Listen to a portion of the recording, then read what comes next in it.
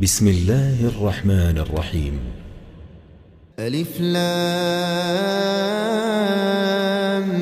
ميم. ذلك الكتاب لا ريب فيه هدى للمتقين الذين يؤمنون بالغيب ويقيمون الصلاة ومما رزقناهم ينفقون والذين يؤمنون بما أنزل إليك وما أنزل من قبلك وبالآخرة هم يوقنون أولئك على هدى من ربهم وأولئك هم المفلحون إن الذين كفروا سواء عليهم أأنذرتهم أم لم تنذرهم لا يؤمنون ختم الله على قلوبهم وعلى سمعهم وعلى أبصارهم غشاوة ولهم عذاب عظيم ومن الناس من يقول آمنا بالله وباليوم الآخر وما هم بمؤمنين يخادعون الله والذين آمنوا وما يخدعون إلا أنفسهم وما يشعرون في قلوبهم مرض فزادهم الله مرضا ولهم عذاب أليم بما كانوا يكذبون وإذا قيل لهم لا تفسدوا في الأرض قالوا إنما نحن مصلحون ألا إنهم هم المفسدون ولكن لا يشعرون وإذا قيل لهم آمنوا كما آمن الناس قالوا أنؤمن كما آمن السفهاء ألا إنهم هم السفهاء ولكن لا يعلمون وإذا لقوا الذين آمنوا قالوا آمنا وإذا خلوا إلى شياطينهم قالوا إنا معكم إنما نحن مستهزئون الله يستهزئ بهم ويمدهم في طغيانهم يعمهون أولئك الذين اشتروا الضلالة بالهدى فما ربحت تجارتهم وما كانوا مهتدين مثلهم كمثل الذي استوقد نارا فلما أضاءت ما حوله ذهب الله بنورهم وتركهم في ظلمات لا يبصرون صم بكم عمي فهم لا يرجعون أو كصيب من السماء فيه ظلمات ورعد وبرق يجعلون أصابعهم في آذانهم من الصواعق حذر الموت والله محيط بالكافرين يكاد البرق يخطف أبصارهم كلما أضاء لهم مشوا فيه وإذا أظلم عليهم قاموا ولو شاء الله لذهب بسمعهم وأبصارهم إن الله على كل شيء قدير يا أيها الناس اعبدوا ربكم الذي خلقكم والذين من قبلكم لعلكم تتقون الذي جعل لكم الأرض فراشا والسماء بناء وأنزل من السماء ماء فأخرج به من الثمرات رزقا لكم فلا تجعلوا لله أندادا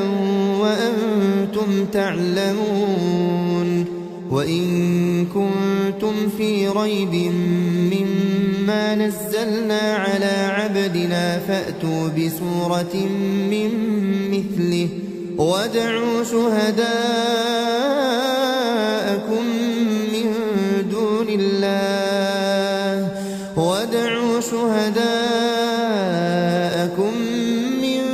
دون الله إن كنتم صادقين فإن لم تفعلوا ولن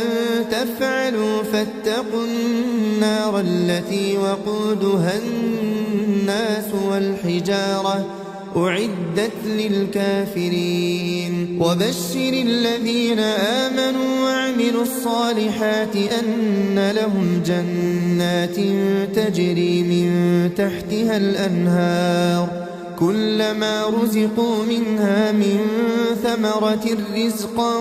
قالوا هذا الذي رزقنا من قبل وأتوا به متشابها ولهم فيها أزواج مطهرة وهم فيها خالدون إن الله لا يستحيي أن يضرب مثلا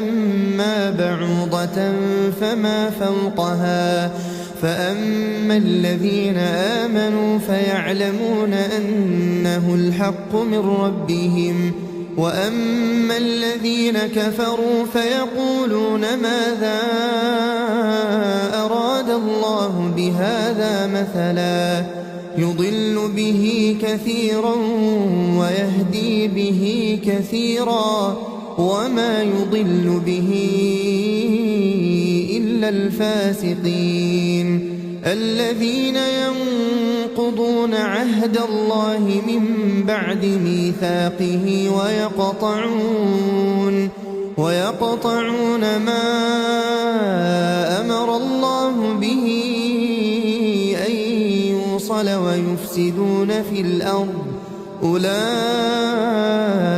هم الخاسرون كيف تكفرون بالله وكنتم أمواتا فأحياكم ثم يميتكم ثم يحييكم ثم إليه ترجعون هو الذي خلق لكم ما في الأرض جميعا ثم استوى إلى السماء فسواهن 7 سماوات وهو بكل شيء عليم وإذ قال ربك للملائكة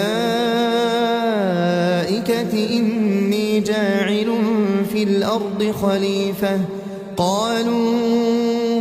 أتجعل فيها من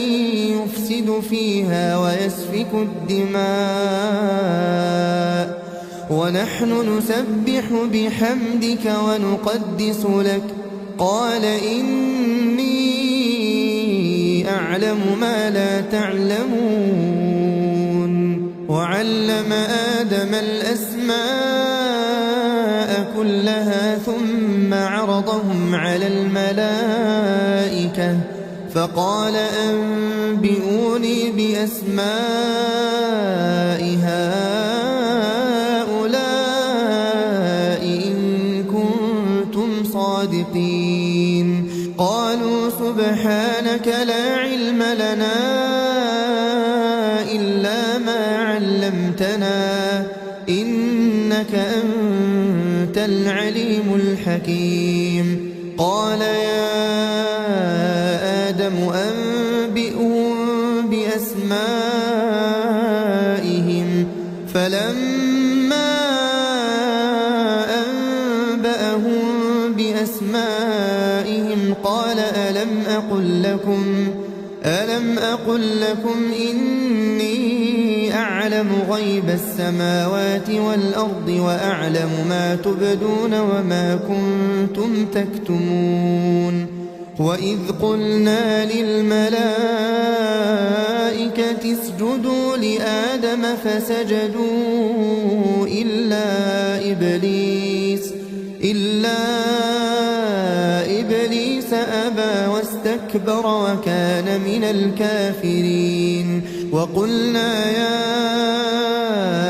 آدم اسكن أنت وزوجك الجنة وكلا منها رغدا حيث شئتما ولا تقربا هذه الشجرة فتكونا من الظالمين فأزلهما الشيطان عنها فأخرجهما مما كانا فيه وقلنا اهبطوا بعضكم لبعض عدو ولكم في الأرض مستقر ومتاع إلى حين فتلقى آدم من ربه كلمات فتاب عليه إنه هو التواب الرحيم قلنا اهبطوا منها جميعا فإما يأتينكم مني هدى فمن تبع هداي فلا خوف عليهم ولا هم يحزنون والذين كفروا وكذبوا بآياتنا أولئك أصحاب النار هم فيها خالدون يا بني إسرائيل اذكروا نعمتي التي أنعمت عليكم وأوفوا بعهدي أوف بعهدكم وإياي فارهبون وآمنوا بما أنزلت مصدقا لما معكم ولا تكونوا أول كافر به ولا تشتروا بآياتي ثمنا قليلا وإياي فاتقون ولا تلبسوا الحق بالباطل وتكتموا الحق وأنتم تعلمون وأقيموا الصلاة وآتوا الزكاة واركعوا مع الراكعين أتأمرون الناس بالبر وتنسون أنفسكم وأنتم تتلون الكتاب أفلا تعقلون واستعينوا بالصبر والصلاة وإنها لكبيرة إلا على الخاشعين الذين يظنون أنهم ملاقو ربهم وأنهم إليه راجعون يا بني إسرائيل اذكروا نعمتي التي أنعمت عليكم وأني فضلتكم على العالمين واتقوا يوما لا تجزي نفس عن نفس شيئا ولا يقبل منها شفاعة ولا يؤخذ منها عدل ولا هم ينصرون وإذ نجيناكم من آل فرعون يسومونكم سوء العذاب يذبحون أبناءكم ويستحيون نساءكم وفي ذلكم بلاء من ربكم عظيم وإذ فرقنا بكم البحر فأنجيناكم وأغرقنا آل فرعون وأنتم تنظرون وإذ واعدنا موسى 40 ليلة ثم اتخذتم العجل من بعده وأنتم ظالمون ثم عفونا عنكم من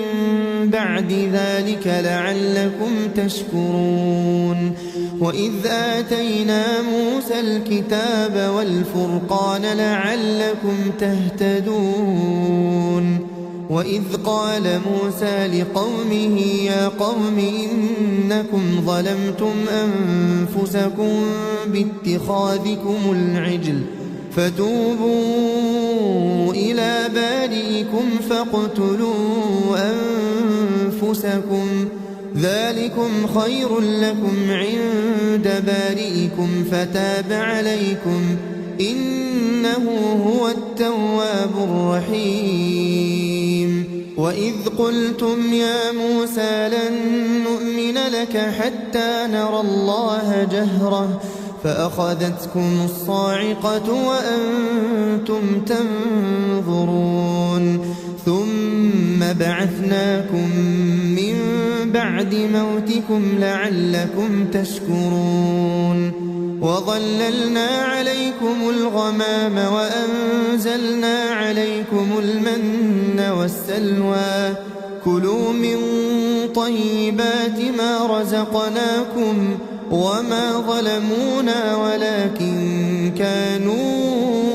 أنفسهم يظلمون وإذ قلنا ادخلوا هذه القرية فكلوا منها حيث شئتم رغدا وادخلوا الباب سجدا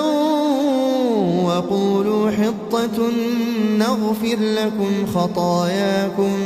وسنزيد المحسنين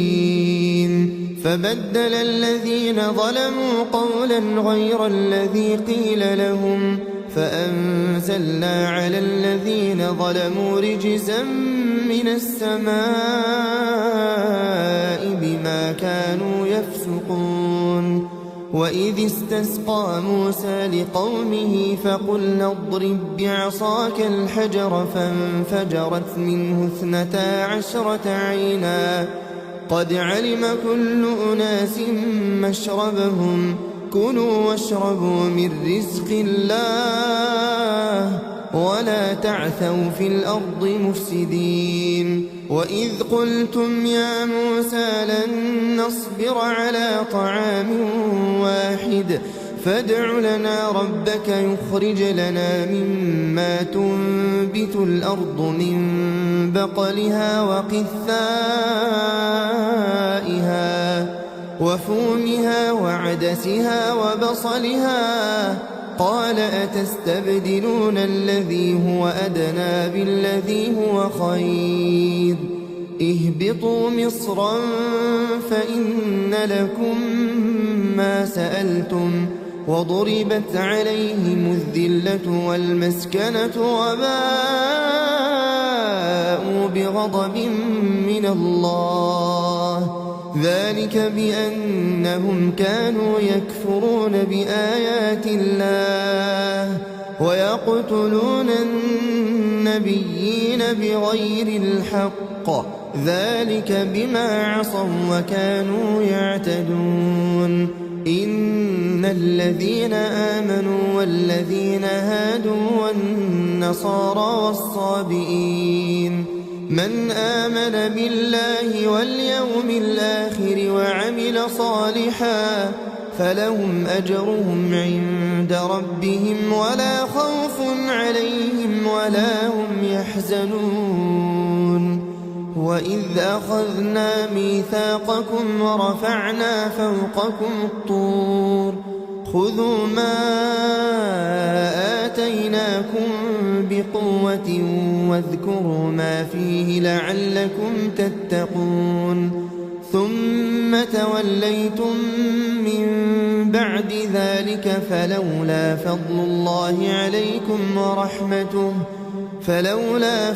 الله عليكم ورحمته لكنتم من الخاسرين ولقد علمتم الذين اعتدوا منكم في السبت فقلنا لهم كونوا قردة خاسئين فجعلناها نكالا لما بين يديها وما خلفها وموعظة للمتقين وإذ قال موسى لقومه إن الله يأمركم أن تذبحوا بقرة قالوا أتتخذنا هزوا قال أعوذ بالله أن أكون من الجاهلين قالوا ادع لنا ربك يبين لنا ما هي قال إنه يقول إنها بقرة لا فارض ولا بكر عوان بين ذلك فافعلوا ما تؤمرون قالوا ادع لنا ربك يبين لنا ما لونها قال إنه يقول إنها بقرة صفراء فاقع لونها تسر الناظرين قالوا ادع لنا ربك يبين لنا ما هي إن البقرة شابه علينا وإنا إن شاء الله لمهتدون قال إنه يقول إنها بقرة لا ذلول تثير الأرض ولا تسقي الحرث مسلمة لا شية فيها قالوا الآن جئت بالحق فذبحوها وما كادوا يفعلون وإذ قتلتم نفسا فادارأتم فيها والله مخرج ما كنتم تكتمون فقلنا اضربوه ببعضها كذلك يحيي الله الموتى ويريكم آياته لعلكم تعقلون ثم قست قلوبكم من بعد ذلك فهي كالحجارة أو أشد قسوة وإن من الحجارة لما يتفجر منه الأنهار وإن منها لما يشقق فيخرج منه الماء وإن منها لما يهبط من خشية الله وما الله بغافل عما تعملون أفتطمعون أن يؤمنوا لكم وقد كان فريق منهم يسمعون كلام الله ثم يحرفونه من بعد ما عقلوه وهم يعلمون وإذا لقوا الذين آمنوا قالوا آمنا وإذا خلا بعضهم إلى بعض قالوا أتحدثونهم بما فتح الله عليكم ليحاجوكم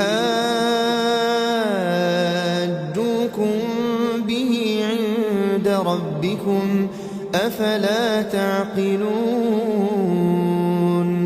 أولا يعلمون أن الله يعلم ما يسرون وما يعلنون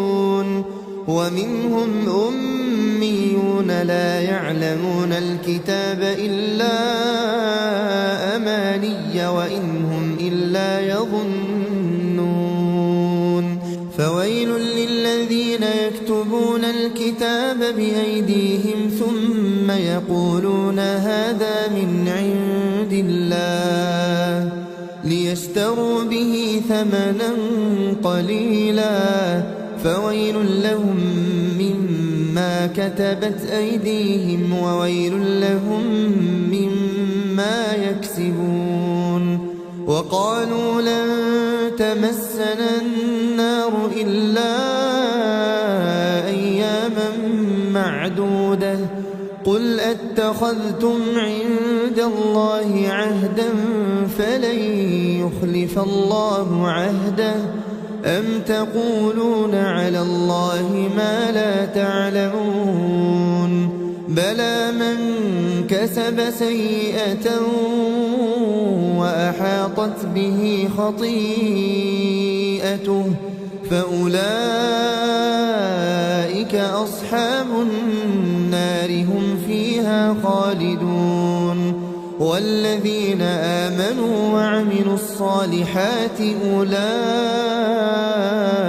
أصحاب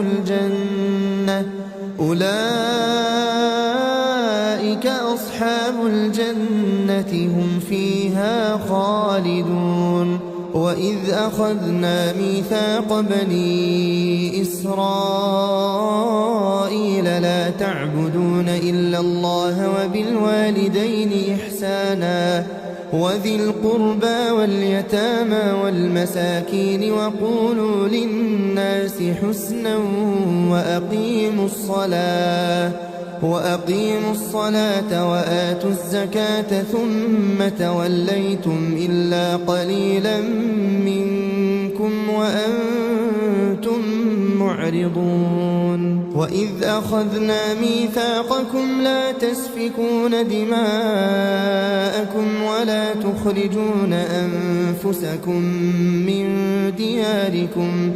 ثم أقررتم وأنتم تشهدون ثم أنتم هؤلاء تقتلون أنفسكم وتخرجون فريقا منكم من ديارهم تظاهرون عليهم بالإثم والعدوان وإن يأتوكم أسارى تفادوهم وهو محرم عليكم إخراجهم أفتؤمنون ببعض الكتاب وتكفرون ببعض فما جزاء من يفعل ذلك منكم إلا خزي في الحياة الدنيا ويوم القيامة يردون إلى أشد العذاب وما الله بغافل عما تعملون أولئك الذين اشتروا الحياة الدنيا بالآخرة فلا يخفف عنهم العذاب ولا هم ينصرون ولقد آتينا موسى الكتاب وقفينا من بعده بالرسل وآتينا عيسى ابن مريم البينات وأيدناه بروح القدس أفكلما جاءكم رسول بما لا تهوى أنفسكم استكبرتم ففريقا كذبتم وفريقا تقتلون وقالوا قلوبنا غلف بل لعنهم الله بكفرهم فقليلا ما يؤمنون ولما جاءهم كتاب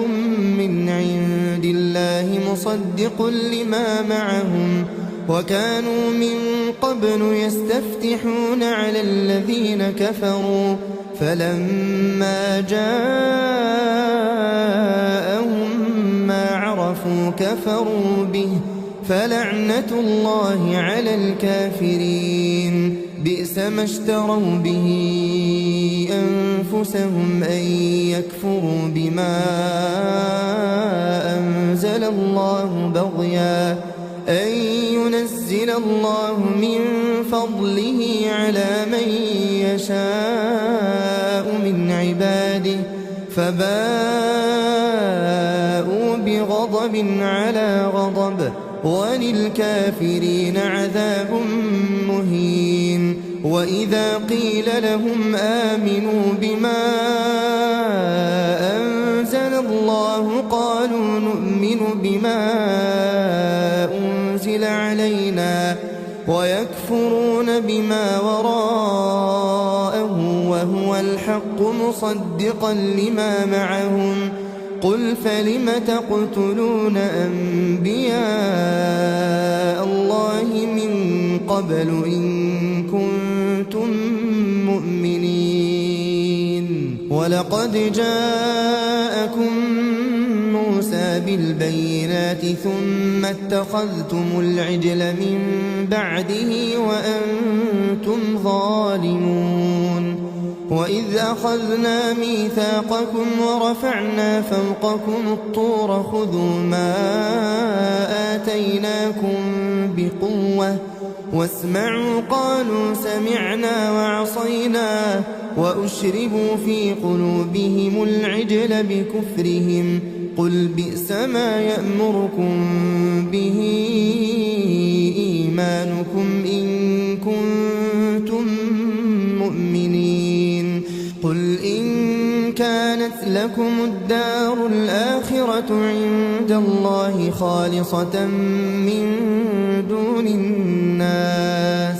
فتمنوا الموت إن كنتم صادقين ولن يتمنوه أبدا بما قدمت أيديهم والله عليم بالظالمين ولتجدنهم أحرص الناس على حياة ومن الذين أشركوا يود أحدهم لو يعمر 1000 سنة وما هو بمزحزحه من العذاب أن يعمر والله بصير بما يعملون قل من كان عدوا لجبريل فإنه نزله على قلبك بإذن الله مصدقا لما بين يديه وهدى وبشرى للمؤمنين من كان عدوا لله وملائكته ورسله وجبريل وميكال فإن الله عدو للكافرين ولقد أنزلنا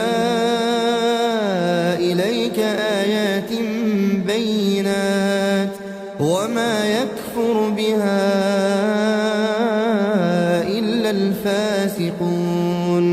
أوكلما عاهدوا عهدا نبذه فريق منهم بل أكثرهم لا يؤمنون ولما جاءهم رسول من عند الله مصدق لما معهم نبذ فريق من الذين أوتوا الكتاب كتاب الله وراء ظهورهم كأنهم لا يعلمون واتبعوا ما تتلو الشياطين على ملك سليمان وما كفر سليمان ولكن الشياطين كفروا يعلمون الناس السحر وما أنزل على الملكين ببابل هاروت وماروت وما يعلمان من أحد حتى يقولا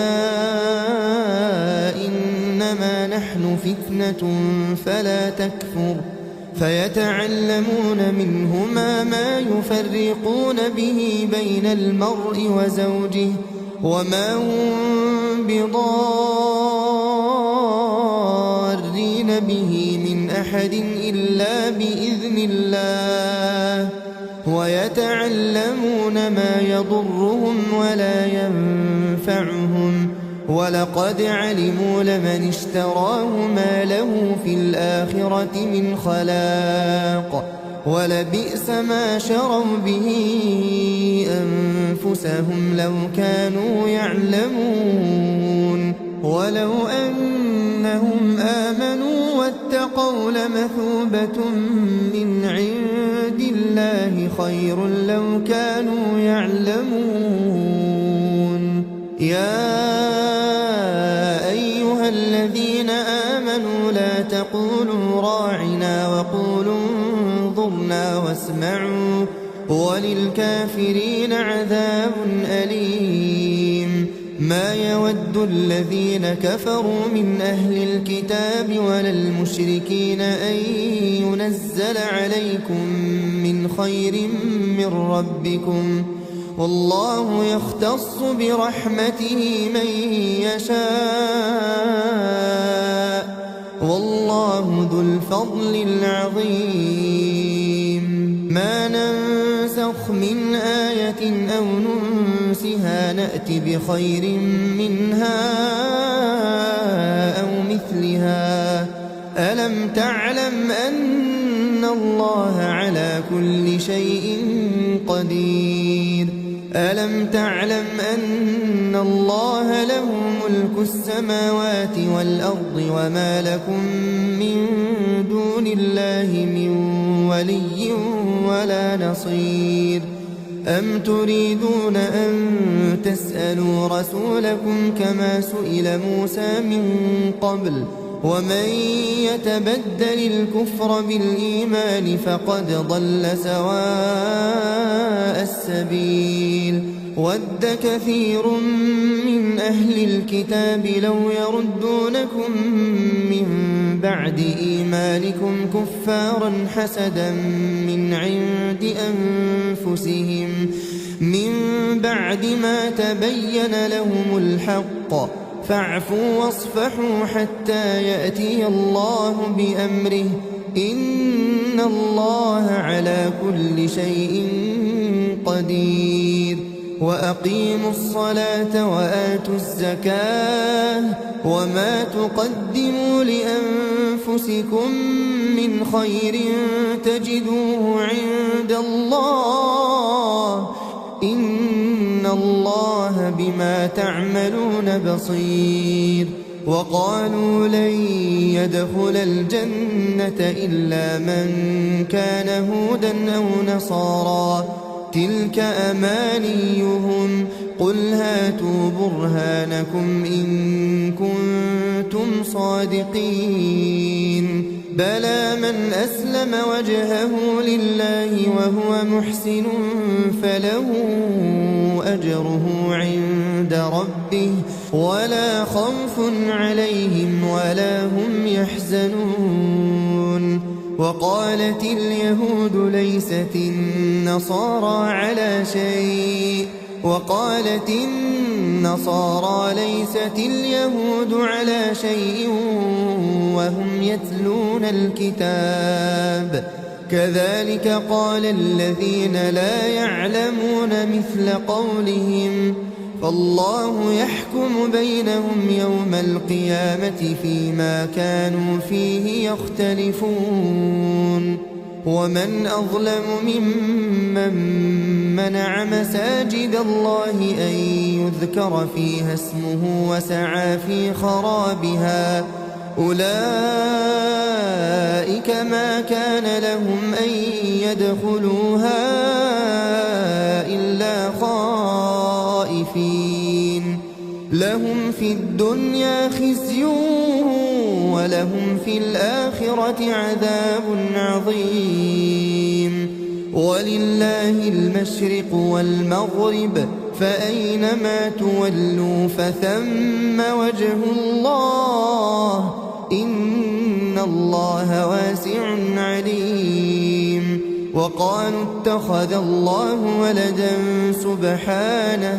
بل له ما في السماوات والأرض كل له قانتون. بديع السماوات والأرض، وإذا قضى أمرا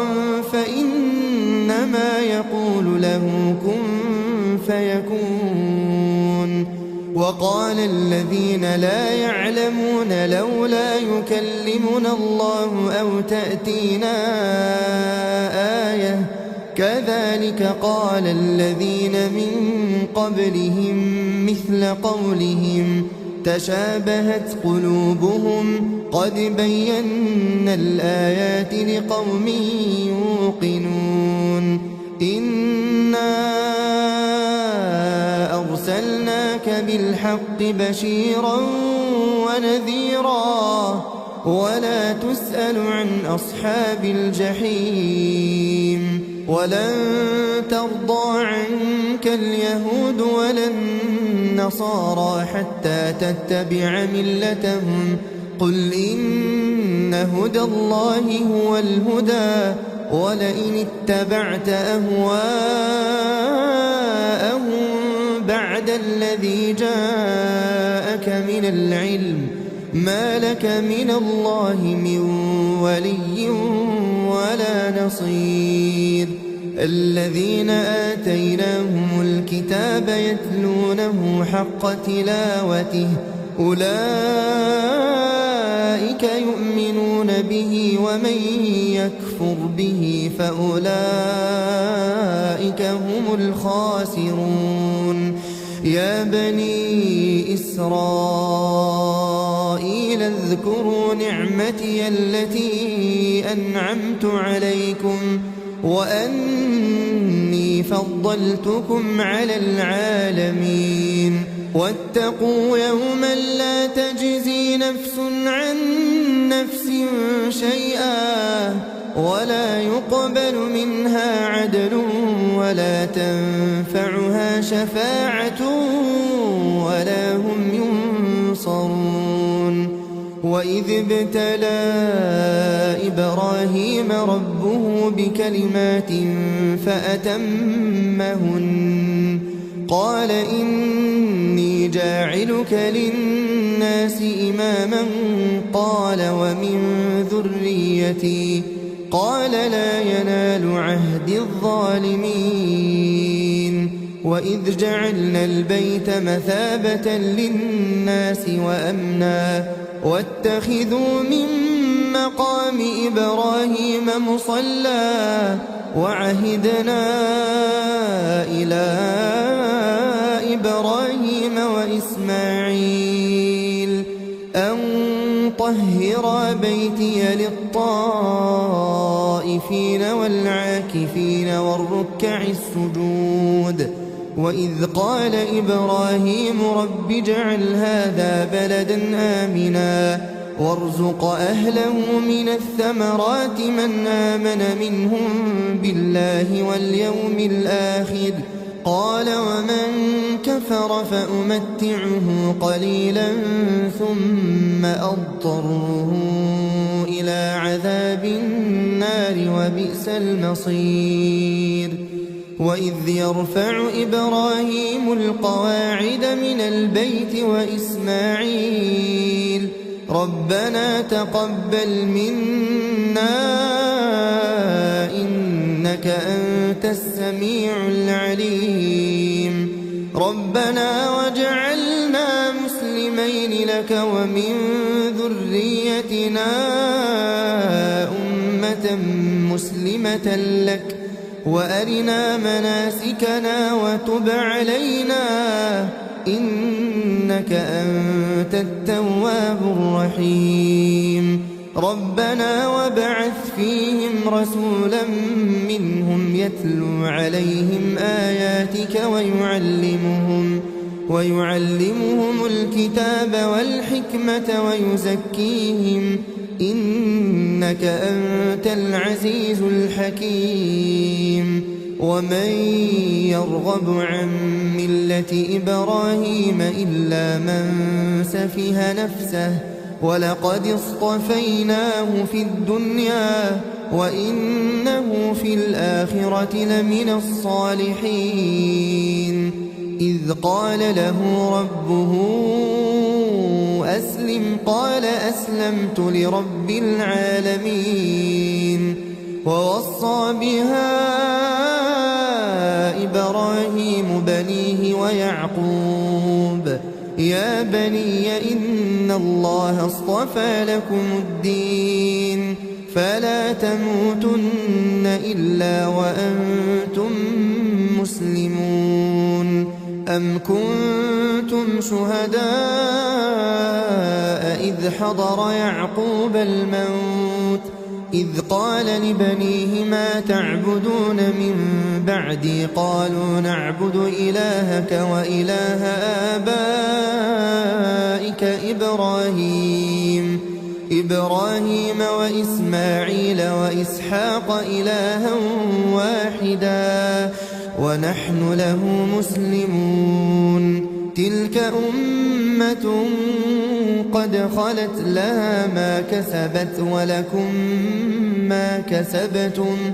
ولا تسألون عما كانوا يعملون وقالوا كونوا هودا أو نصارى تهتدوا قل بل ملة إبراهيم حنيفا وما كان من المشركين قولوا آمنا بالله وما أنزل إلينا وما أنزل إلى إبراهيم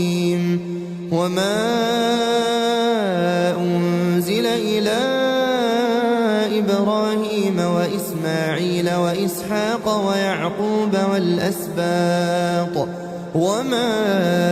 أوتي موسى وعيسى وما أوتي النبيون من ربهم لا نفرق بين أحد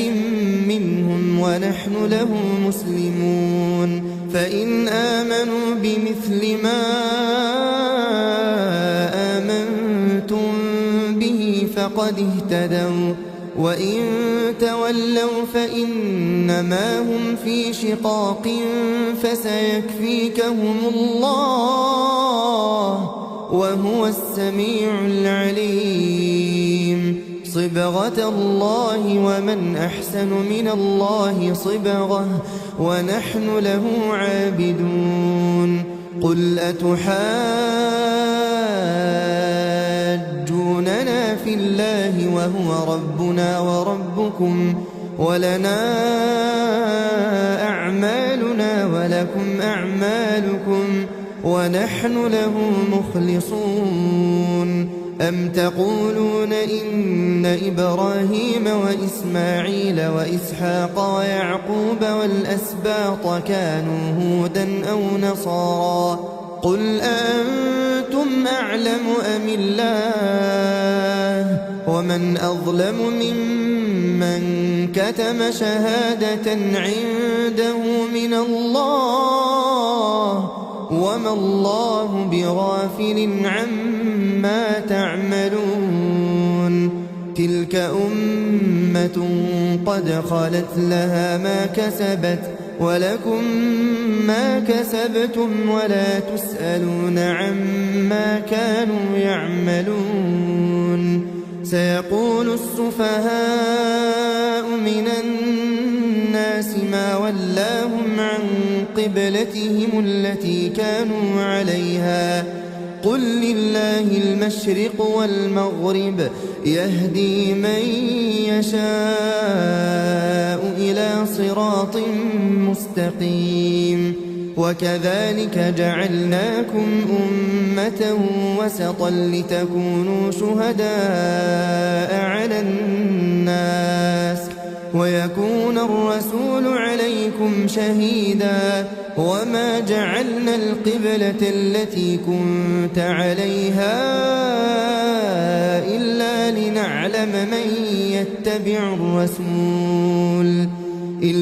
لنعلم من يتبع الرسول ممن ينقلب على عقبيه وإن كانت لكبيرة إلا على الذين هدى الله وما كان الله ليضيع إيمانكم إن الله بالناس لرءوف رحيم قد نرى تقلب وجهك في السماء فلنولينك قبلة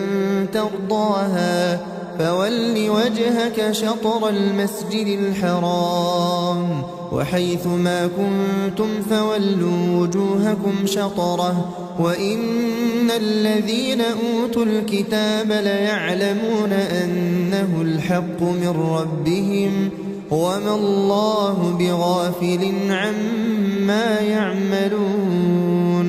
ولئن أتيت الذين أوتوا الكتاب بكل آية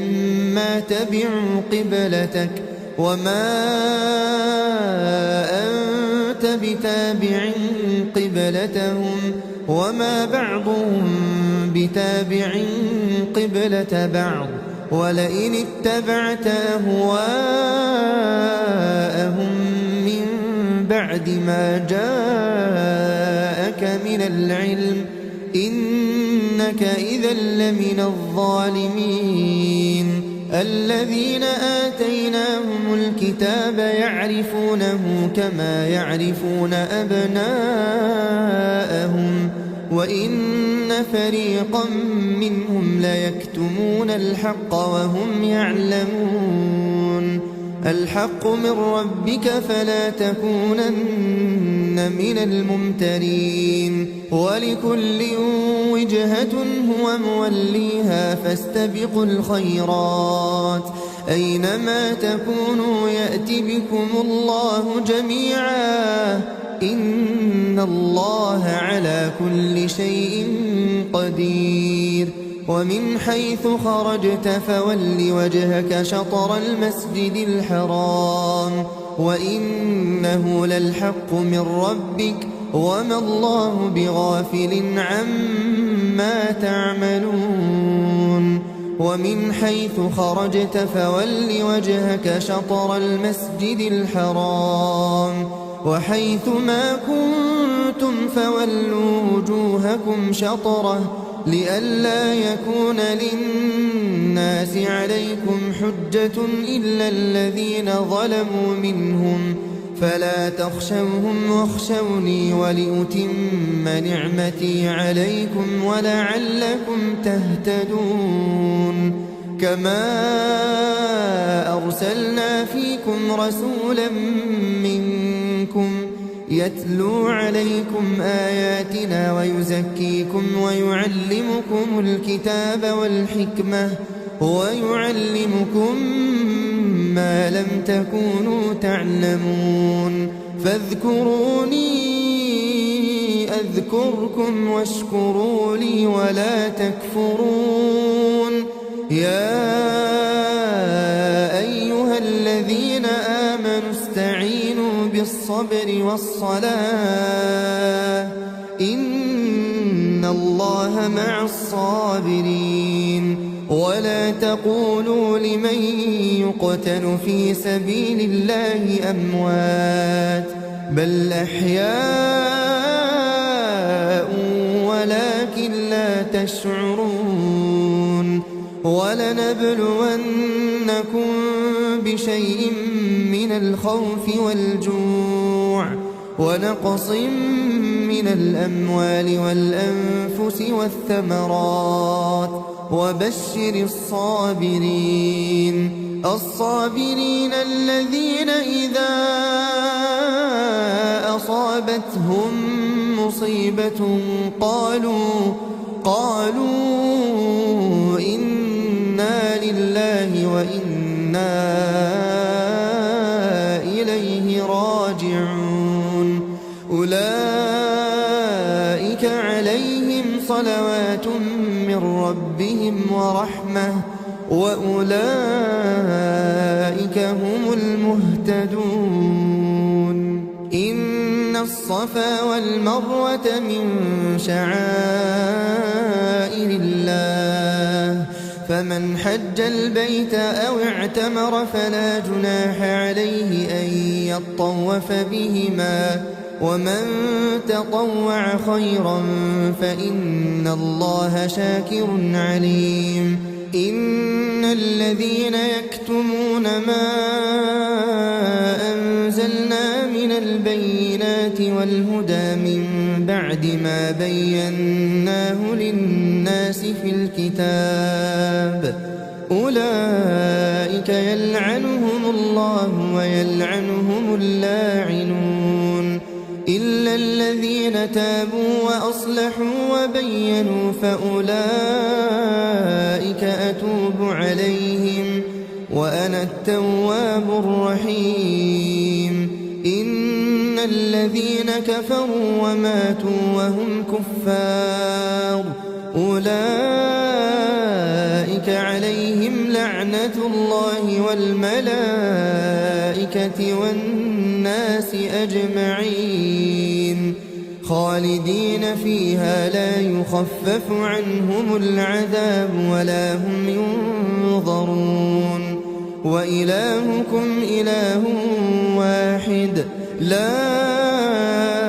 إله إلا هو الرحمن الرحيم إن في خلق السماوات والأرض واختلاف الليل والنهار والفلك التي تجري في البحر بما ينفع الناس وما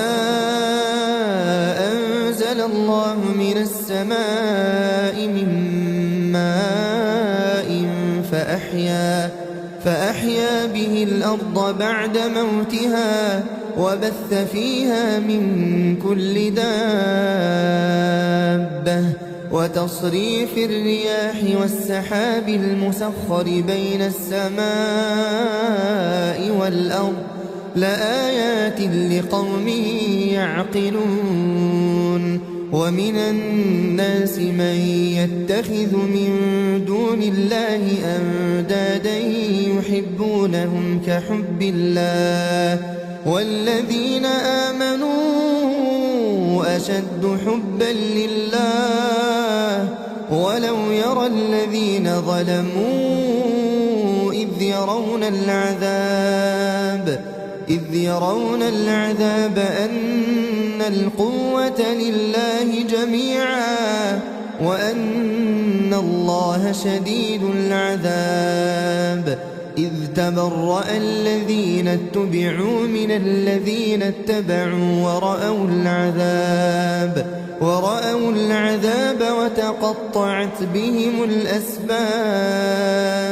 وقال الذين اتبعوا لو أن لنا كرة فنتبرأ منهم كما تبرأوا منا كذلك يريهم الله أعمالهم حسرات عليهم وما هم بخارجين من النار يا أيها الناس كلوا مما في الأرض حلالا طيبا ولا تتبعوا خطوات الشيطان إنه لكم عدو مبين إنما يأمركم بالسوء والفحشاء وأن تقولوا على الله ما لا تعلمون وإذا قيل لهم اتبعوا ما أنزل الله قالوا بل نتبع ما ألفينا عليه آباءنا أولو كان آباؤهم لا يعقلون شيئا ولا يهتدون ومثل الذين كفروا كمثل الذي ينعق بما لا يسمع إلا دعاء ونداء صم بكم عمي فهم لا يعقلون يا أيها الذين آمنوا كلوا من طيبات ما رزقناكم واشكروا لله إن كنتم إياه تعبدون إنما حرم عليكم الميتة والدم ولحم الخنزير وما أهل به لغير الله فمن اضطر غير باغ ولا عاد فلا إثم عليه إن الله غفور رحيم إن الذين يكتمون ما أنزل الله من الكتاب ويشترون به ثمنا قليلا أولئك ما يأكلون في بطونهم إلا النار ولا يكلمهم الله يوم القيامة ولا يزكيهم ولهم عذاب أليم. أولئك الذين اشتروا الضلالة بالهدى والعذاب بالمغفرة فما أصبرهم على النار. ذلك بأن الله نزل الكتاب بالحق وإن الذين اختلفوا في الكتاب لفي شقاق بعيد. ليس البر أن تولوا وجوهكم قبل المشرق والمغرب ولكن البر من آمن بالله واليوم الآخر والملائكة والكتاب والنبيين وآتى المال على حبه ذوي القربى واليتامى والمساكين وابن السبيل والسائلين وفي الرقاب وأقام الصلاة وآتى الزكاة والموفون بعهدهم إذا عاهدوا والصابرين في البأساء والضراء وحين البأس. أولئك الذين صدقوا وأولئك هم المتقون. يا أيها الذين آمنوا كتب عليكم القصاص في القتلى الحر بالحر والعبد بالعبد والأنثى بالأنثى فمن عفي له من أخيه شيء فاتباع بالمعروف وأداء إليه بإحسان ذلك تخفيف من ربكم ورحمة فمن اعتدى بعد ذلك فله عذاب أليم. ولكم في القصاص حياة يا أولي الألباب لعلكم تتقون. كتب عليكم إذا حضر أحدكم الموت إن ترك خيرا الوصية للوالدين والأقربين بالمعروف حقا على المتقين. فمن بدله بعدما سمعه فإنما إثمه على الذين يبدلونه إن الله سميع عليم. فمن خاف من موص جنفا أو إثما فأصلح بينهم فلا إثم عليه إن الله غفور رحيم. يا أيها الذين آمنوا كتب عليكم الصيام كما كتب على الذين من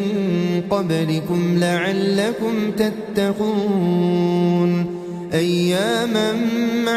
معدودات فمن كان منكم مريضا أو على سفر فعدة من أيام أخر وعلى الذين يطيقونه فدية طعام مسكين فمن تطوع خيرا فهو خير له وأن تصوموا خير لكم إن كنتم تعلمون. شهر رمضان الذي أنزل فيه القرآن هدى للناس وبينات من الهدى والفرقان فمن شهد منكم الشهر فليصمه ومن كان مريضا أو على سفر فعدة من أيام أخر يريد الله بكم اليسر ولا يريد بكم العسر ولتكملوا العدة ولتكبروا الله على ما هداكم ولعلكم تشكرون. وإذا سألك عبادي عني فإني قريب أجيب دعوة الداع إذا دعان فليستجيبوا لي وليؤمنوا بي لعلهم يرشدون. أحل لكم ليلة الصيام الرفث إلى نسائكم هن لباس لكم وأنتم لباس لهن علم الله أنكم كنتم تختانون أنفسكم فتاب عليكم وعفى عنكم فالآن باشروهن وابتغوا ما كتب الله لكم وكلوا واشربوا حتى يتبين لكم الخيط الأبيض من الخيط الأسود من الفجر ثم أتموا الصيام إلى الليل ولا تباشروهن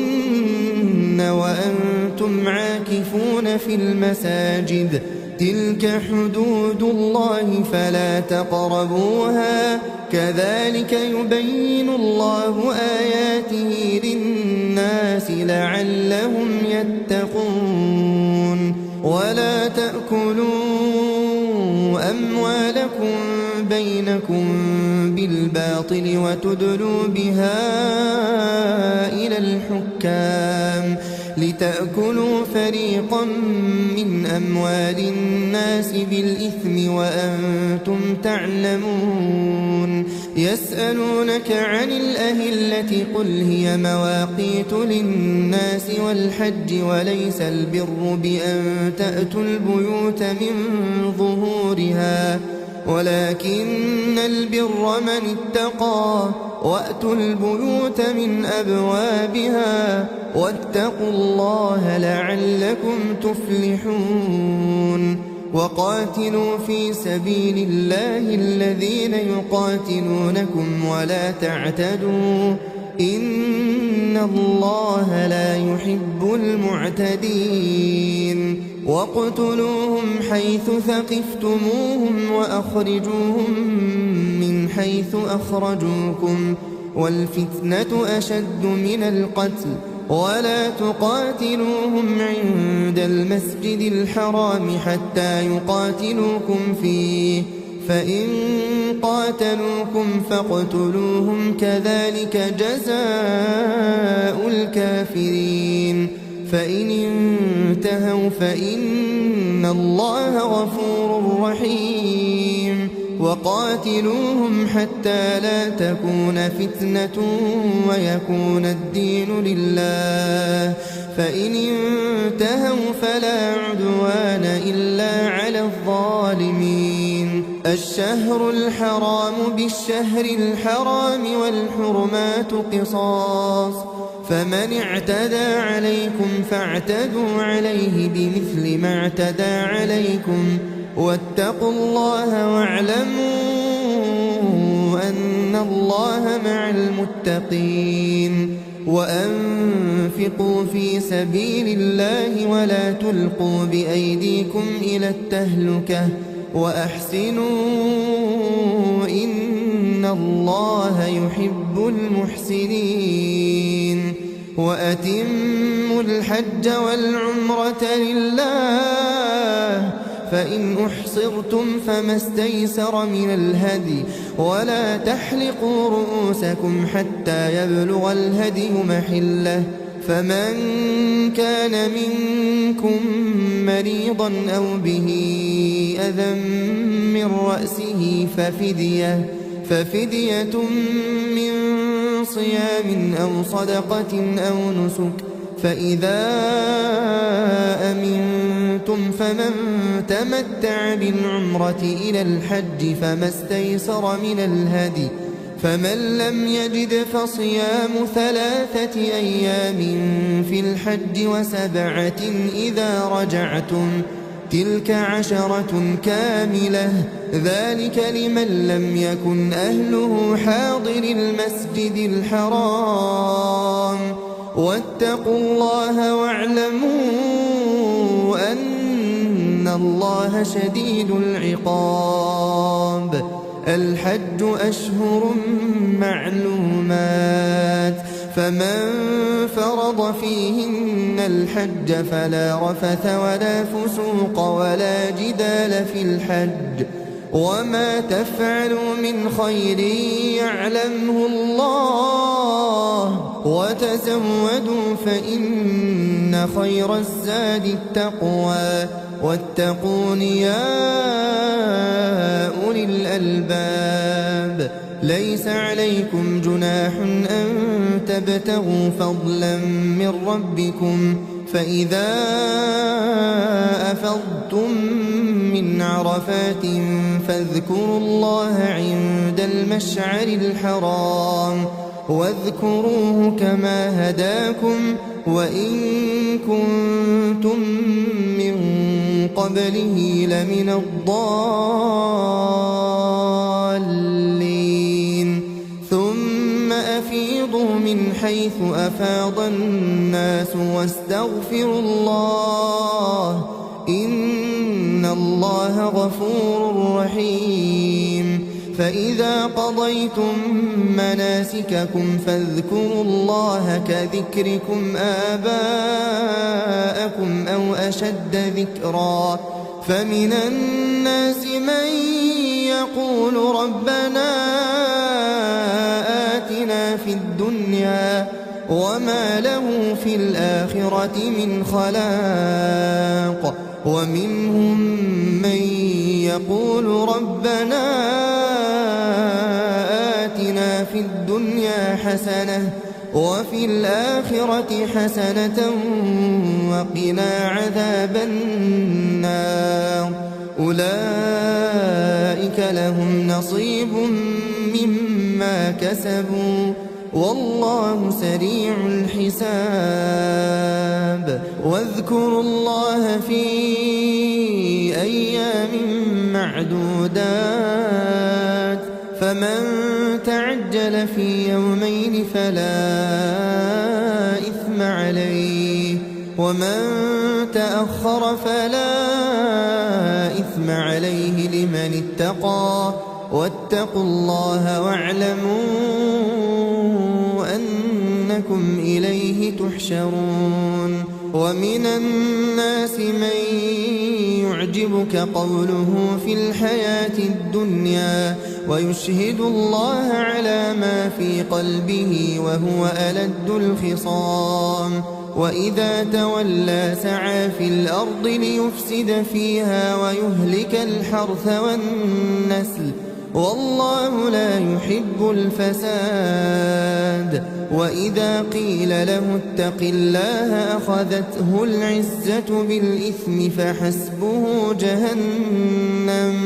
فحسبه جهنم ولبئس المهاد ومن الناس من يشري نفسه ابتغاء مرضات الله والله رؤوف بالعباد يا أيها الذين آمنوا ادخلوا في السلم كافة ولا تتبعوا خطوات الشيطان إنه لكم عدو مبين فإن زللتم من بعد ما جاءتكم البينات فاعلموا أن الله عزيز حكيم هل ينظرون إلا أن يأتيهم الله في ظلل من الغمام والملائكة وقضي الأمر وإلى الله ترجع الأمور سل بني إسرائيل كم آتيناهم من آية بينة ومن يبدل نعمة الله من بعد ما جاءته فإن الله شديد العقاب زين للذين كفروا الحياة الدنيا ويسخرون من الذين آمنوا والذين اتقوا فوقهم يوم القيامة والله يرزق من يشاء بغير حساب. كان الناس أمة واحدة فبعث الله النبيين مبشرين ومنذرين وأنزل معهم الكتاب بالحق ليحكم بين الناس فيما اختلفوا فيه وما اختلف فيه إلا الذين أوتوه من بعد ما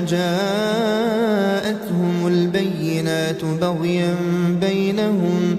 فهدى الله الذين آمنوا لما اختلفوا فيه من الحق بإذنه والله يهدي من يشاء إلى صراط مستقيم. أم حسبتم أن تدخلوا الجنة ولما يأتكم مثل الذين خلوا من قبلكم مستهم البأساء والضراء وزلزلوا حتى يقول الرسول والذين آمنوا معه متى نصر الله ألا إن نصر الله قريب. يسألونك ماذا ينفقون قل ما أنفقتم من خير فللوالدين والأقربين واليتامى والمساكين وابن السبيل وما تفعلوا من خير فإن الله به عليم. كتب عليكم القتال وهو كره لكم وعسى أن تكرهوا شيئا وهو خير لكم وعسى أن تحبوا شيئا وهو شر لكم والله يعلم وأنتم لا تعلمون. يسألونك عن الشهر الحرام قتال فيه قل قتال فيه كبير وصد عن سبيل الله وكفر به والمسجد الحرام وإخراج أهله منه أكبر عند الله والفتنة أكبر من القتل ولا يزالون يقاتلونكم حتى يردوكم عن دينكم إن استطاعوا ومن يرتدد منكم عن دينه فيمت وهو كافر فأولئك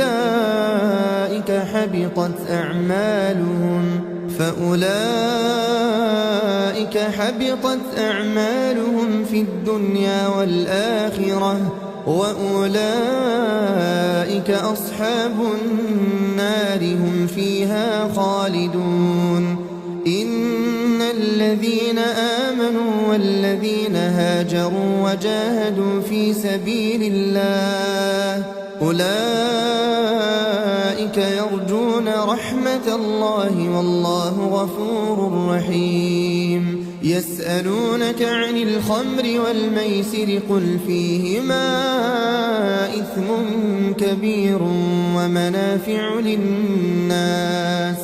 وإثمهما أكبر من نفعهما ويسألونك ماذا ينفقون قل العفو كذلك يبين الله لكم الآيات لعلكم تتفكرون في الدنيا والآخرة. ويسألونك عن اليتامى قل إصلاح لهم خير وإن تخالطوهم فإخوانكم والله يعلم المفسد من المصلح ولو شاء الله لأعنتكم إن الله عزيز حكيم. ولا تنكحوا المشركات حتى يؤمنوا ولأمة مؤمنة خير من مشركة ولو أعجبتكم ولا تنكحوا المشركين حتى يؤمنوا ولعبد مؤمن خير من مشرك ولو أعجبكم أولئك يدعون إلى النار والله يدعو إلى الجنة والمغفرة بإذنه ويبين آياته للناس لعلهم يتذكرون ويسألونك عن المحيض قل هو أذى فاعتزلوا النساء في المحيض ولا تقربوهن حتى يطهرن فإذا تطهرن فأتوهن من حيث أمركم الله إن الله يحب التوابين ويحب المتطهرين نساؤكم حرث لكم فأتوا حرثكم أنى شئتم وقدموا لأنفسكم واتقوا الله واعلموا أنكم ملاقوه وبشر المؤمنين ولا تجعلوا الله عرضة لأيمانكم أن تبروا وتتقوا وتصلحوا بين الناس والله سميع عليم لا يؤاخذكم الله باللغو في أيمانكم ولكن يؤاخذكم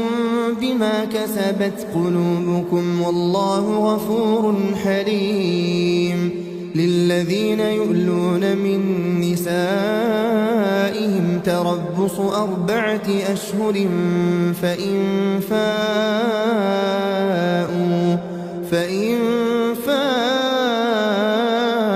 فإن الله غفور رحيم وإن عزموا الطلاق فإن الله سميع عليم والمطلقات يتربصن بأنفسهن 3 قروء ولا يحل لهن أن يكتمن ما خلق الله في أرحامهن إن كن يؤمن بالله واليوم الآخر وبعولتهن أحق بردهن في ذلك إن أرادوا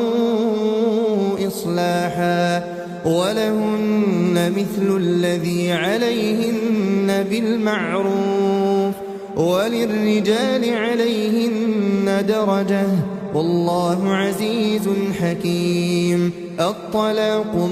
2 فإمساكم بمعروف أو تسريح بإحسان ولا يحل لكم أن تأخذوا مما آتيتموهن شيئا إلا أن يخافا ألا يقيما حدود الله فإن خفتم ألا يقيما حدود الله فلا جناح عليهما فيما افتدت به تلك حدود الله فلا تعتدوها ومن يتعد حدود الله فأولئك هم الظالمون فإن طلقها فلا تحل له من بعد حتى تنكح زوجا غيره فإن طلقها فلا جناح عليهما أن يتراجعا إن ظنا أن يقيما حدود الله وتلك حدود الله يبينها لقوم يعلمون وإذا طلقتم النساء فبلغن أجلهن فأمسكوهن بمعروف أو سرحوهن بمعروف ولا تمسكوهن ضرارا لتعتدوا ومن يفعل ذلك فقد ظلم نفسه ولا تتخذوا آيات الله هزوا واذكروا نعمة الله عليكم وما أنزل عليكم من الكتاب والحكمة يعظكم به واتقوا الله واعلموا أن الله بكل شيء عليم. وإذا طلقتم النساء فبلغن أجلهن فلا تعضلوهن أن ينكحن أزواجهن إذا تراضوا بينهم بالمعروف ذلك يوعظ به من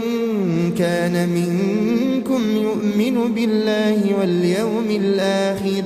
ذلكم أزكى لكم وأطهر والله يعلم وأنتم لا تعلمون. والوالدات يرضعن أولادهن حولين كاملين لمن أراد أن يتم الرضاعة وعلى المولود له رزقهن وكسوتهن بالمعروف لا تكلف نفس إلا وسعها لا تضار والدة بولدها ولا مولود له بولده وعلى الوارث مثل ذلك فإن أرادا فصالا عن تراض منهما وتشاور فلا جناح عليهما. وإن أردتم أن تسترضعوا أولادكم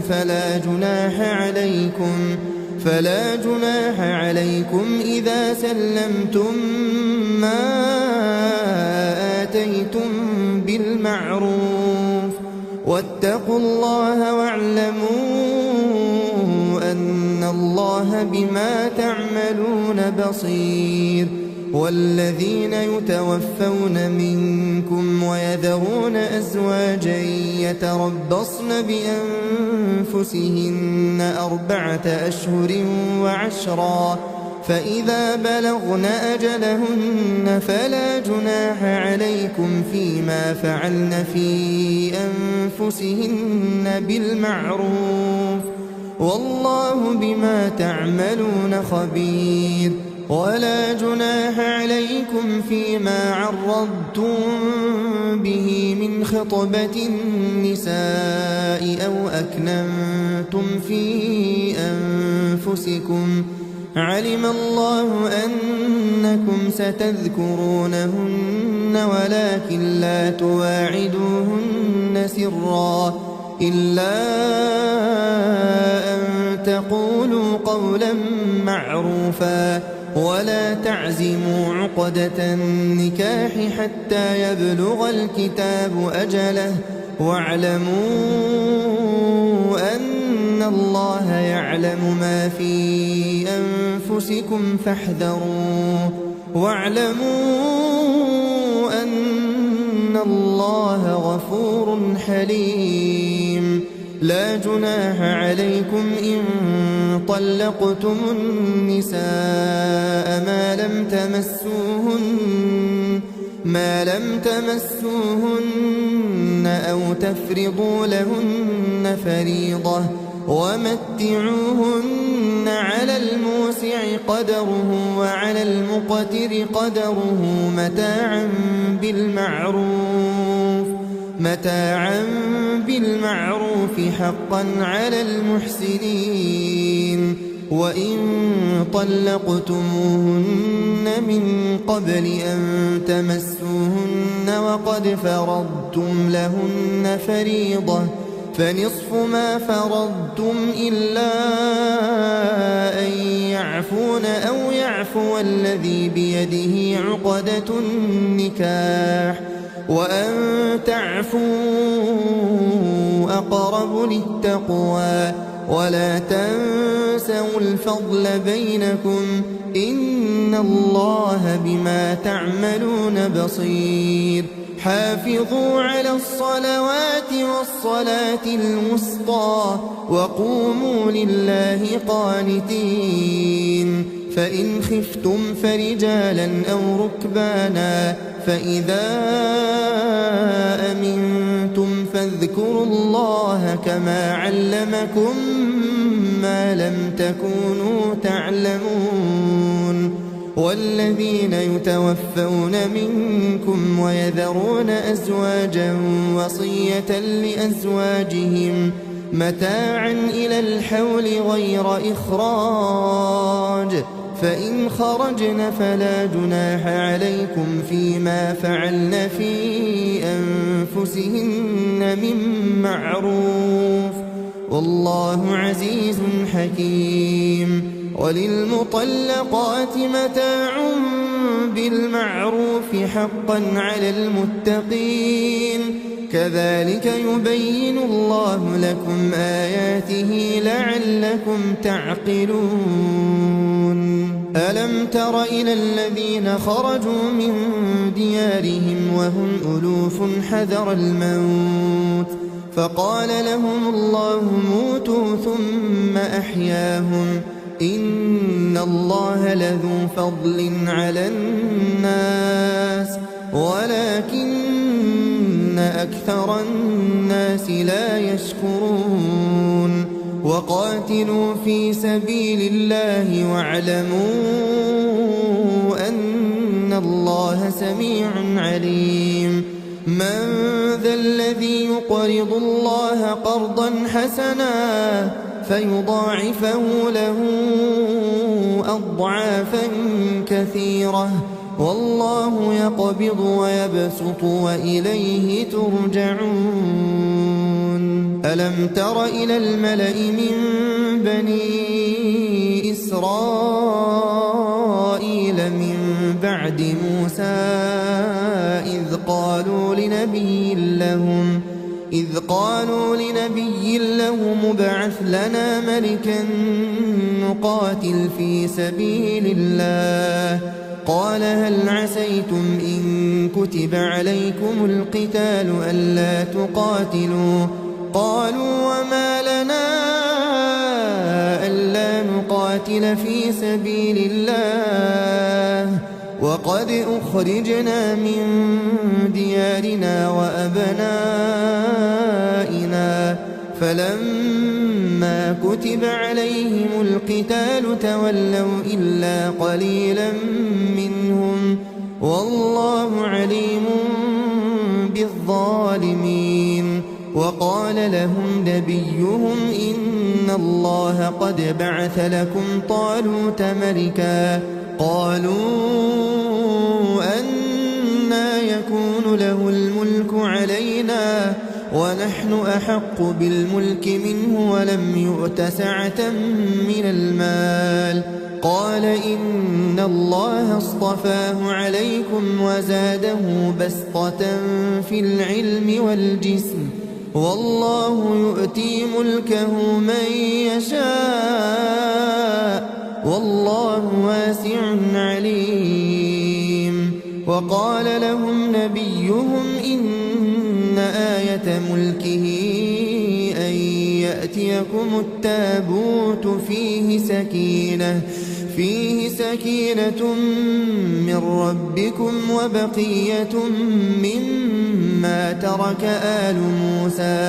مما ترك آل موسى وآل هارون تحمله الملائكة إن في ذلك لآية لكم إن كنتم مؤمنين فلما فصل طالوت بالجنود قال إن الله مبتليكم بنهر فمن شرب منه فليس مني ومن لم يطعمه فإنه مني إلا من اغترف غرفة بيده فشربوا منه إلا قليلا منهم فلما جاوزه هو والذين آمنوا معه قالوا لا طاقة لنا اليوم بجالوت وجنوده قال الذين يظنون أنهم ملاقو الله كم من فئة قليلة غلبت فئة كثيرة بإذن الله والله مع الصابرين. ولما برزوا لجالوت وجنوده قالوا ربنا أفرغ علينا صبرا وثبت أقدامنا وانصرنا على القوم الكافرين فهزموهم بإذن الله وقتل داود جالوت وآتاه الله الملك والحكمة وعلمه مما يشاء ولولا دفع الله الناس بعضهم ببعض لفسدت الأرض ولكن الله ذو فضل على العالمين. تلك آيات الله نتلوها عليك بالحق وإنك لمن المرسلين. تلك الرسل فضلنا بعضهم على بعض منهم من كلم الله ورفع بعضهم درجات وآتينا عيسى ابن مريم البينات وأيدناه بروح القدس ولو شاء الله ما اقتتل الذين من بعدهم من بعد ما جاءتهم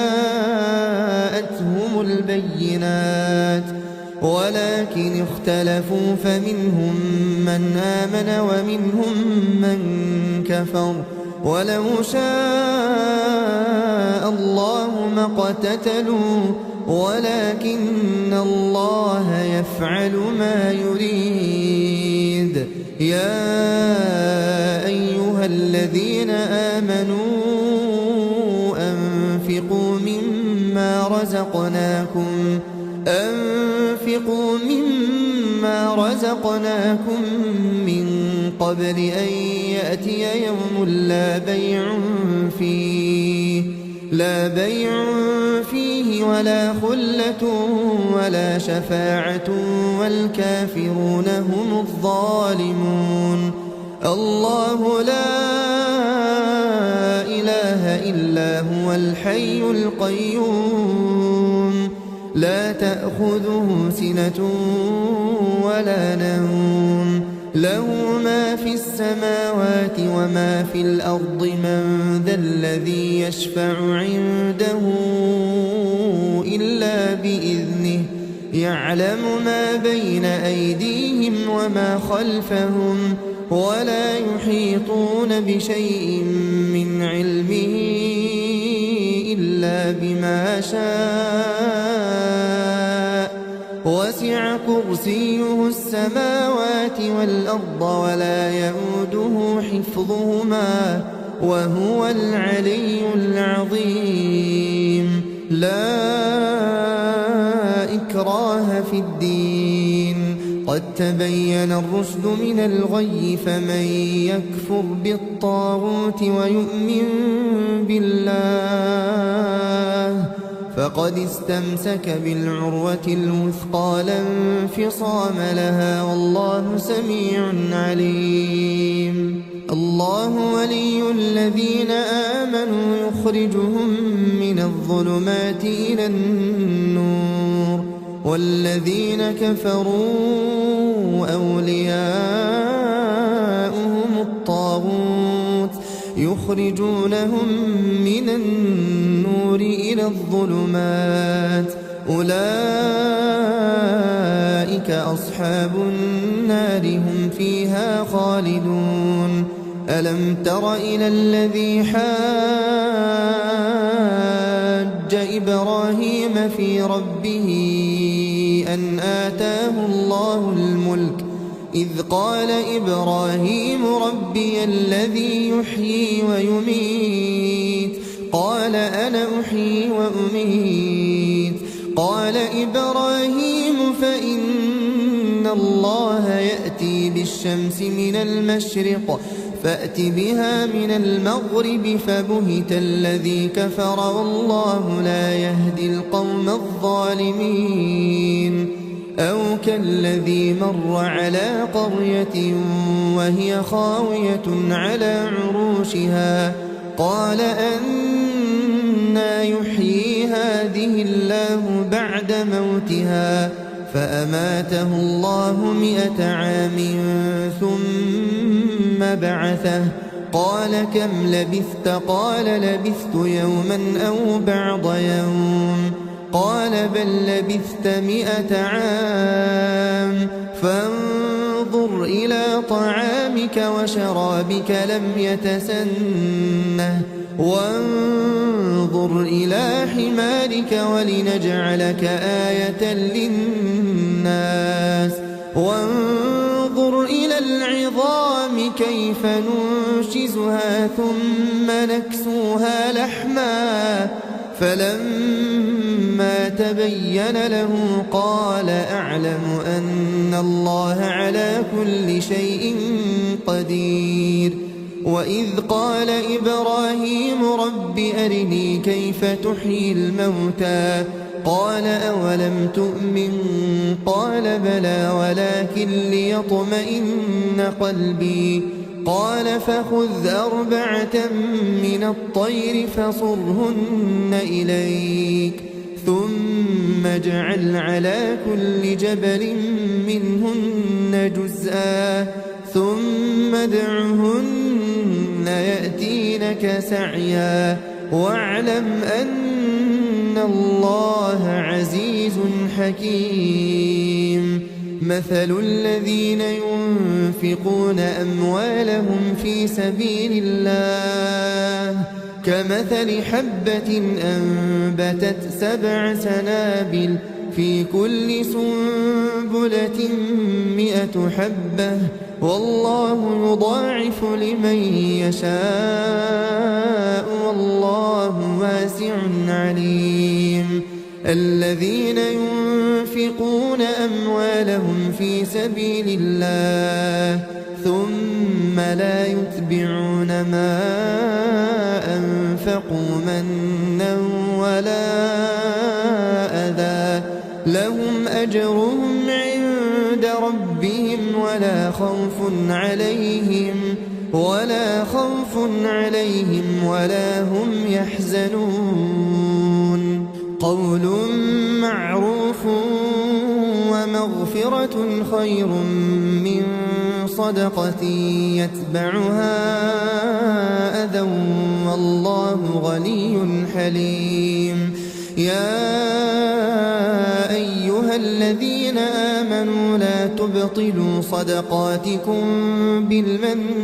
والأذى كالذي ينفق ماله رئاء الناس ولا يؤمن بالله واليوم الآخر فمثله كمثل صفوان عليه تراب فأصابه وابل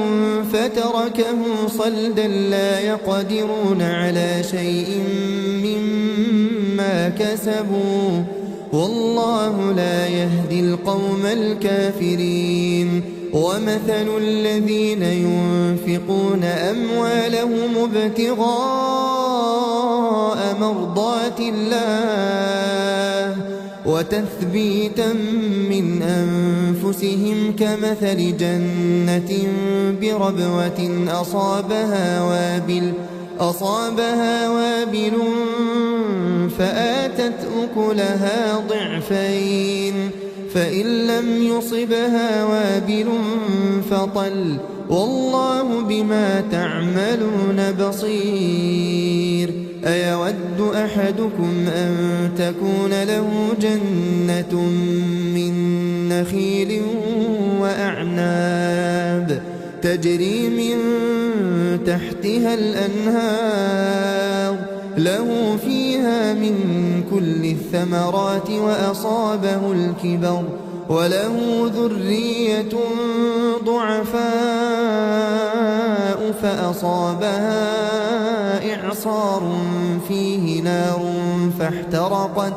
كذلك يبين الله لكم الآيات لعلكم تتفكرون يا أيها الذين آمنوا أنفقوا من طيبات ما كسبتم ومما أخرجنا لكم من الأرض ولا تيمموا الخبيث منه تنفقون ولستم بآخذيه إلا أن تغمضوا فيه واعلموا أن الله غني حميد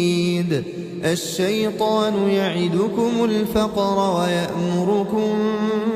بالفحشاء والله يعدكم مغفرة منه وفضلا والله واسع عليم يؤتي الحكمة من يشاء ومن يؤت الحكمة فقد أوتي خيرا كثيرا وما يذكر إلا أولو الألباب وما أنفقتم من نفقة أو نذرتم من نذر فإن الله يعلمه وما للظالمين من أنصار إن تبدوا الصدقات فنعما هي وإن تخفوها وتؤتوها الفقراء فهو خير لكم ويكفر عنكم من سيئاتكم والله بما تعملون خبير ليس عليك هداهم ولكن الله يهدي من يشاء وما تنفقوا من خير فلأنفسكم وما تنفقون إلا ابتغاء وجه الله وما تنفقوا من خير يوفى إليكم وأنتم لا تظلمون للفقراء الذين أحصروا في سبيل الله لا يستطيعون ضربا في الأرض يحسبهم الجاهل أغنياء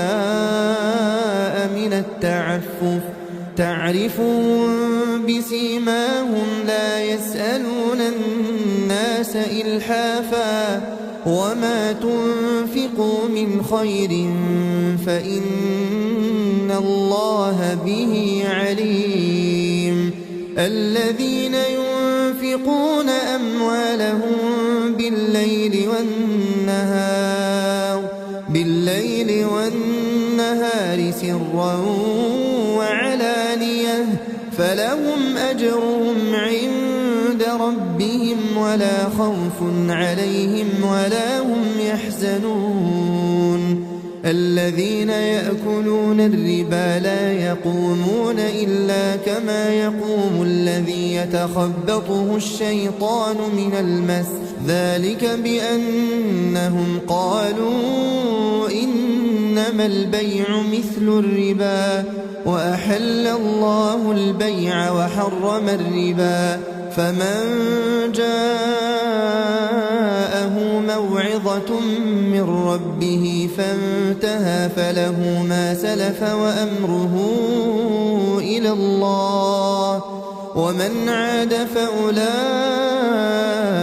أصحاب النار هم فيها خالدون يمحق الله الربا ويربي الصدقات والله لا يحب كل كفار أثيم إن الذين آمنوا وعملوا الصالحات وأقاموا الصلاة وآتوا الزكاة لهم أجرهم عند ربهم ولا خوف عليهم ولا هم يحزنون يا أيها الذين آمنوا اتقوا الله وذروا ما بقي من الربا إن كنتم مؤمنين فإن لم تفعلوا فأذنوا بحرب من الله ورسوله وإن تبتم فلكم رؤوس أموالكم لا تظلمون ولا تظلمون وإن كان ذو عسرة فنظرة إلى ميسرة وأن تصدقوا خير لكم إن كنتم تعلمون واتقوا يوما ترجعون فيه إلى الله ثم توفى كل نفس ما كسبت وهم لا يظلمون يا أيها الذين آمنوا إذا تداينتم بدين إلى أجل مسمى فاكتبوه وليكتب بينكم كاتب بالعدل ولا يأب كاتب أن يكتب كما علمه الله فليكتب وليملل الذي عليه الحق وليتق الله ربه ولا يبخس منه شيئا فإن كان الذي عليه الحق سفيها أو ضعيفا أو لا يستطيع أن يمل هو فليملل وليه بالعدل واستشهدوا شهيدين من رجالكم فإن لم يكونا رجلين فرجل وامرأتان ممن ترضون من الشهداء أن تضل إحداهما فتذكر إحداهما الأخرى ولا يأبى الشهداء إذا ما دعوا ولا تسأموا أن تكتبوه صغيرا أو كبيرا إلى أجله ذلكم أقسط عند الله وأقوم للشهادة وأدنى ألا ترتابوا إلا أن